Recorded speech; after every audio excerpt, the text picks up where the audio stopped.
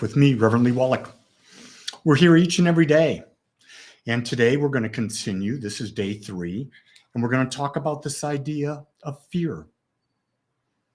And let's explore what fear is. Fear is an idea created in our mind. How we come up with it depends on how we see the world, how we look at the world, what type of information are we letting into our lives? Because the type of information we let into our lives and our interpretation of that information is what causes fear. It's a point of focus. Did you hear that? It is a point of focus. That's what fear is. So if you continue to maintain a focus on something that you don't want, that you're fearful of the consequences of, guess what? You're going to create more fear. So let's take that even go further with it. What does fear lead to? Stress. Think about that. Can you separate fear and stress? I don't think you can. So if you can't separate fear or stress, and you know that, what does stress do? Stress breaks down the body. That's right. It breaks down our immune system. This is science. This is all that is. Stress, science will tell you that stress is the number one worst thing for your body. Because what does stress cause in the body? Inflammation. What is most disease? Inflammation. What is COVID? Inflammation. So the more stress you have, the more you break down your immune system so that it's not functioning as healthy as it could. And when your immune system is not functioning as healthy as it could, you open yourself up to the experience of dis-ease. Dis-ease is the state of fear. Do you hear that? This is really rather simple stuff, but we don't talk about it as if it's simple. We don't talk about it from that standpoint. We make things so complex, but it's not that hard. So the question I got to ask is, where are you putting your focus? Are you in fear all the time? If you are, it's where you're putting your mind. It's where you're focusing it. And only you can change it. No one else can change it but you. That's why we talk about in religious science that our lives, our experience in our lives, are 100% our responsibility. Because no one controls what we think other than ourselves. But here's the thing. We've been programmed, domesticated by everything that is surrounding us. And whether we want to admit it or not, those things that are surrounding us are having an influence on us. I like to think that I'm above and beyond that. Then after having a discussion with my son, Stephen, yesterday, I realized, I have some prejudices. And where'd those prejudices come from? Listening to whatever I'm listening to. It's very interesting. And so the question then becomes, where do we want to give our focus? Where do we want to put our emphasis in life?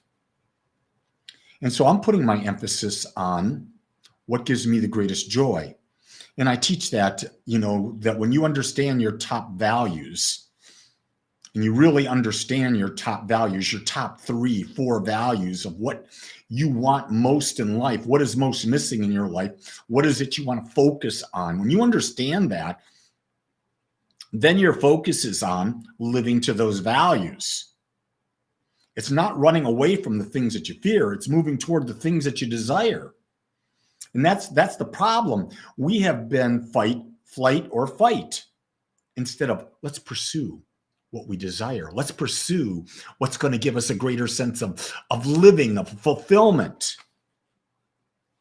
That's really the critical key. So many people right now are fearful of their jobs, fearful of money, fearful of this. Guess what? The more fear you have, the more you create an energy vibration that you are, and that energy vibration attracts to you that which it is. What's Corey got to say here? He says, at the end of my relationship with my ex-wife, I was 25 pounds lighter and had extreme body pain. Now, a year and a half later, I have no pain and my weight is back. It's pretty simple, isn't it, Corey? Stress. And the key thing about stress is you may have been with a wife who was not a vibrational match, but you gave your power over to her.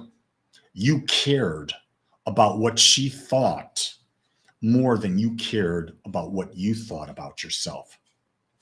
I'm just pointing that out because it's never the other person's fault.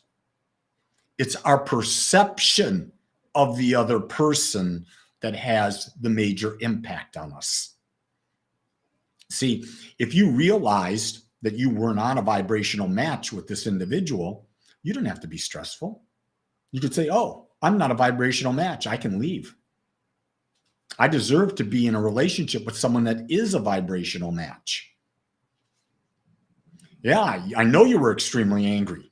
You were with her for so many years. And what is anger? An outpicturing of stress. What is stress? Fear. So the question you got to ask yourself is, you were extremely angry. What did you fear? Well, could have been you feared that I'm a failure at relationship. Fear, oh, I'm losing the security. Fear, oh, I'm losing the history.